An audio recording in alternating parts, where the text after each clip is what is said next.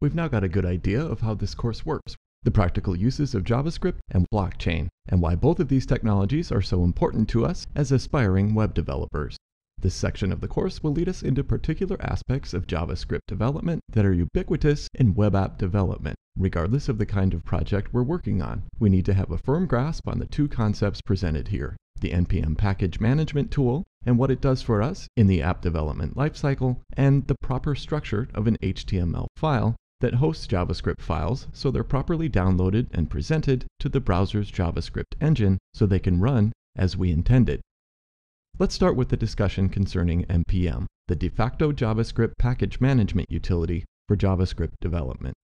NPM opens up an entire world of JavaScript talent for you and your team. It's the world's largest software registry with approximately 3 billion downloads per week. The registry contains over 600,000 packages, which are the building blocks of JavaScript code.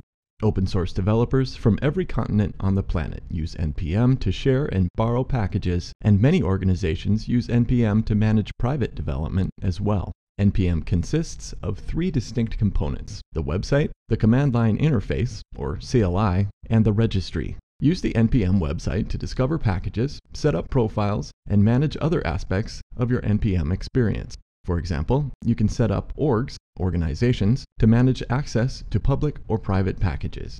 The CLI runs from a terminal. This is how most developers interact with NPM.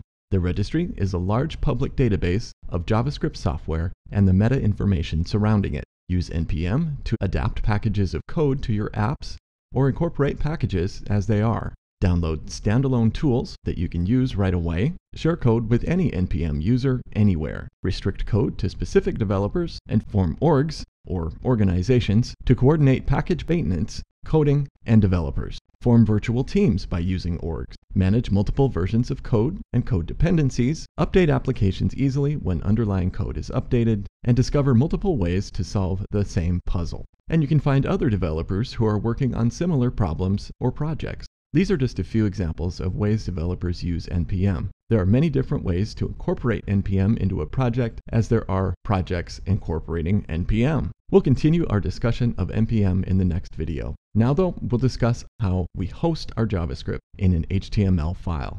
As we know, JavaScript is a programming language that adds interactivity to web pages. We want to talk now about how to get JavaScript working in our web pages, which is really quite simple. Of course, we need an existing web page. Let's take index.html, which every respectable website should already have. And here within our dev environment's directory structure, we should see our index.html file at the top of the site's hierarchy, indicating that index.html is the default page, because it is the home page that leads to all paths within the site. We can add a JavaScript file to the index.html file by referencing it with script tags placed within the HTML file's body tags, typically located just prior to the closing body tag.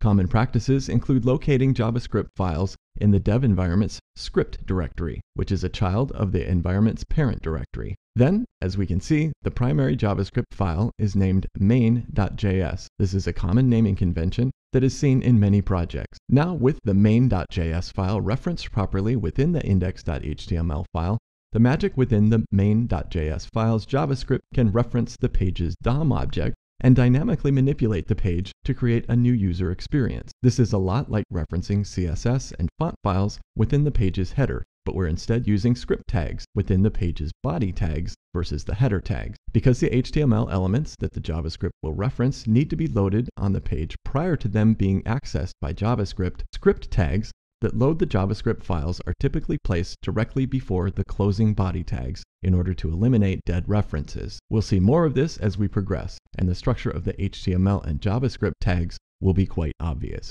We've just whet our curiosity at this point with NPM and HTML JavaScript loading strategy.